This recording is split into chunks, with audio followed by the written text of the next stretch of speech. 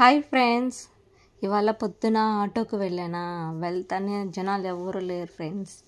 ఒక పెద్ద ఆయన కాళ్ళకి సపోర్ట్ స్టాండ్ లాగా పెట్టుకొని నడుస్తారు కదా, ఆ స్టాండ్ పెట్టుకొని నిలబడుకొని ఉన్నాడు అనమాట.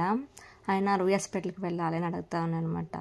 తెల్లారితో బోనీ కూడా కాలేదు. సరే ఇంకా ఆయన ఎలా తీసుకెళ్దామా వద్దా అనేసి అనుకుంటా ఉన్నాను. సరే అని ఎక్కించుకున్నాను అనమాట. ఆయన దగ్గర డబ్బులు తక్కువగా ఉంది లేదు అనేసి అని చెప్తా ఉన్నాడు అనమాట. ఎక్కించుకున్న తర్వాత హిందీ వాళ్ళు ఎక్కారు. హిందీ వాళ్ళు ఒక 5 మెంబర్స్ దాకా ఎక్కారనమాట.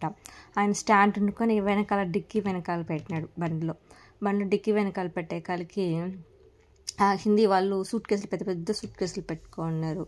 నేను అప్పటికీ చెప్పాను, ఆ స్టాండ్ తీసేయండి, ఉంటే సూట్ కేసులు పెడితే ఇరిగిపోతుంది అంటే ఏం పర్లేదు ఉన్నేలే అమ్మా అనేసి అని చెప్పేసి పెట్టుకునేసినాడు అనమాట. వాళ్ళు పెద్ద పెద్ద సూట్ కేసు పెట్టే కాలికి ఎక్కడ ఇరిగిపోతుందో ఏమో అని బాధపడతా ఉన్నాను నేనైతే. అసలు ముందే నాకు బ్యాడ్ టైం బీభత్సంగా నడుస్తూ ఉంది.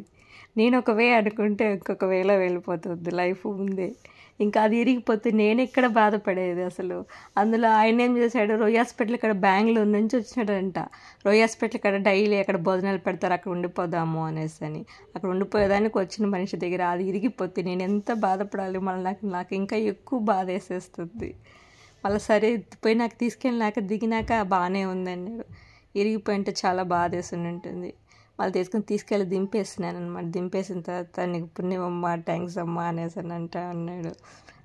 కానీ నాకు ఆ స్టాండ్ ఇప్పుడు అదే చాలు, సగం సంతోషం. నాకు డబ్బులు ఇకపోయినా పర్లేదులే అనేసి నా మనసులో అనుకొని మళ్ళీ సైలెంట్గా వచ్చేసాను ఫ్రెండ్స్. Okay friends, bye.